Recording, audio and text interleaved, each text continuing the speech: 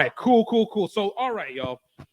As I said, I wanted to make sure this year that we were going to be tracking what is going on within the Olympics this year. And I think we have a very special situation, obviously, because of the fact that it's roster watch, baby. I don't have an intro for this yet. I'm gonna come up with an intro for it later. This took a while to just put together on its own. You'd be surprised. You'd be surprised how long these things take. But look, I wanted to make sure that we are able to pick up and follow. So I want you guys to enjoy this segment, Health Enhanced Food, Paris 2024 Olympic Rugby Rosters Tracker. Hold on, let's get that Rugby Rosters Tracker music going on right now. Wait. All right, y'all. This over here. All right.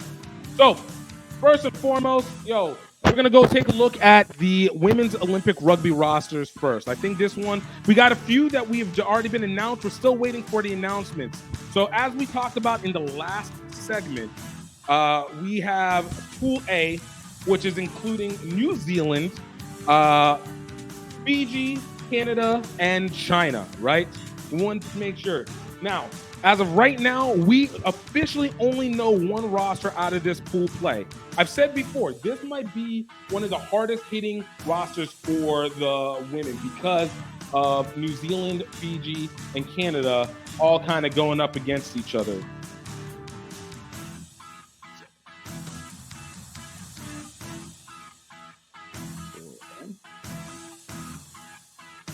All right.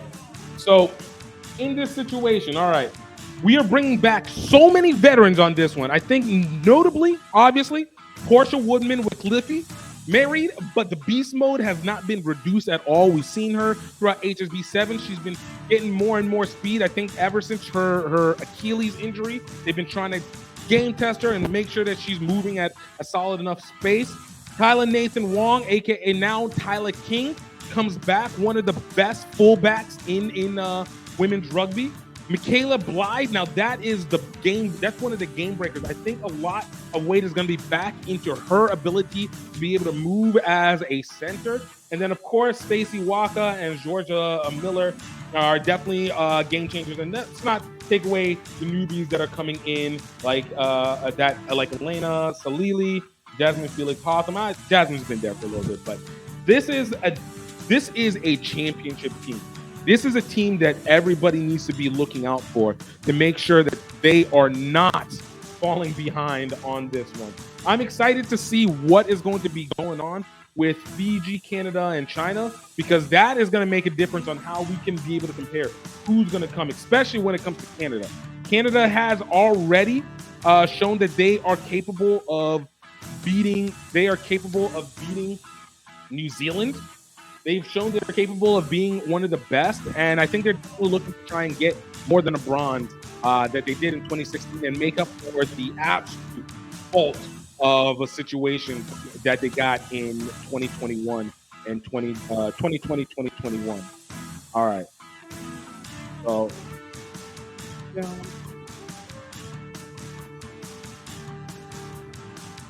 All right. Next up, we got Pool B, including Australia, Great Britain, South Africa, and Ireland. All right. Now, for this one, I do know that we at least got one roster that is set for it within Ireland. And pretty prototypical roster for them. Let's see if we can take it to the side. So for them, obviously, they got Lucy Mulhall Rock, newly married Lucy Rock, captaining again. This will be her third consecutive Olympics. Great veteran leadership that's playing out from that. Same with Stacey Flood coming in through. I always forget how to say her name, Beeban Parsons. Now that she has been one of the most dominant forces, not just on 7, but also in Premiership rugby for the women's side. This is a team that, again, has always felt like Scotland in the 60s. They're good enough to get in. They can compete with anybody, but for whatever reason, they have a hard time getting over the top. but they did win at least one HSBC sevens series with this similar roster. There's a lot of confidence, and especially in terms of trying to get into that top 2 spot. I do feel like this team has the ability, depending on what we can expect from this Great Britain team, depending on what we can expect from them, this team really has a chance to get back into the top 2. Now, we don't technically have a roster ready for Australia. They haven't officially said it, but I think there's a few people that we can already assume is going to be a part of it. Charlotte Cassidy, captaining, of course, per usual. Again, 3rd consecutive Olympics, will absolutely be there. Faith Nathan, the speedster, the wing, absolutely is going to find herself consistent force in it. Madison Levy, who's going to be absolutely captaining the team again. Again, 3rd consecutive Olympics, and she's been an absolute beast all year round. All right, and then I think her sister Tegan Levy will also be a part of that. This team has won the HSBC sevens for the women's side.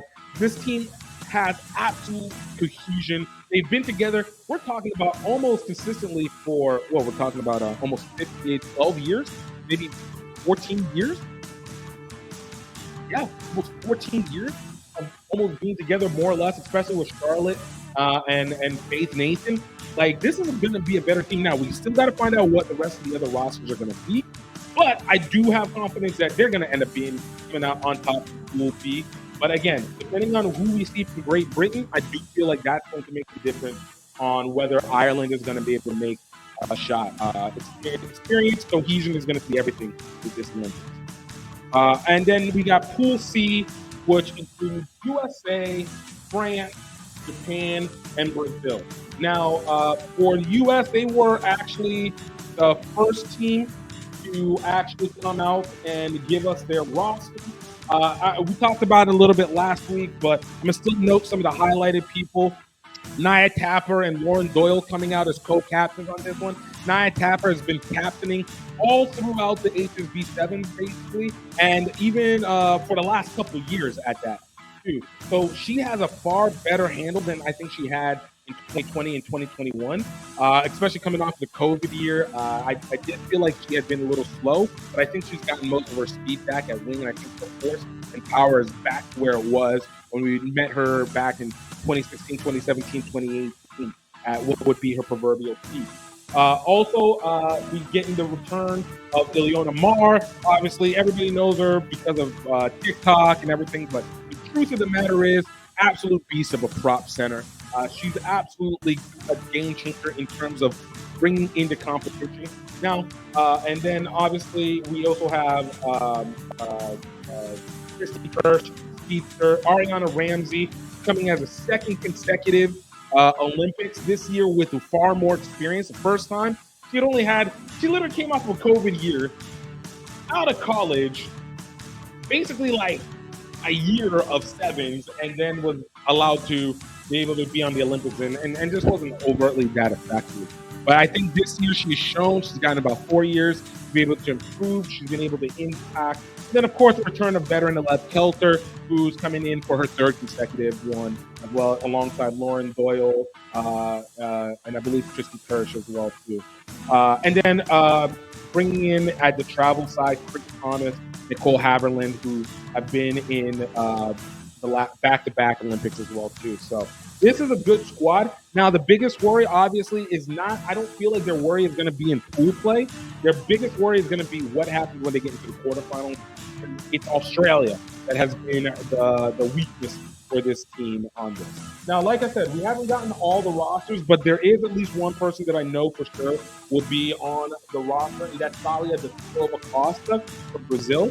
Now, mind you, I don't believe that Brazil is going to end up coming out of this pool. I think it's going to end up, we're going to do a constellation that's involved with Brazil and Japan.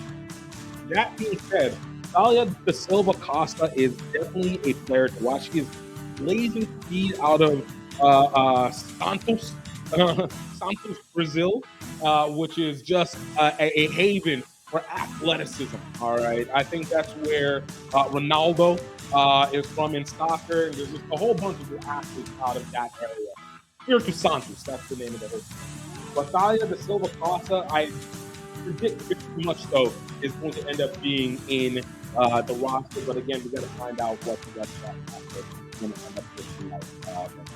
All right, now looking on to the men's Olympic rugby roster.